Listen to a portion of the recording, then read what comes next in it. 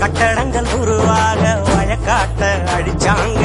பட்டினியில் பல நூறு விவசாயி மறிச்சாங்க. கண்ணை கட்டி விட்டது போல் தெரியாமலே நாம தட்டு கட்டு நிக்கிறோமே புரியாமலே. விவசாயம் மட்டும் இல்ல என்ன உயிரேதுடா உலகேதுடா. அம்மா போராடி தரும் மழைதான் அவாதாரமா நின்னா இல்ல குறதான்.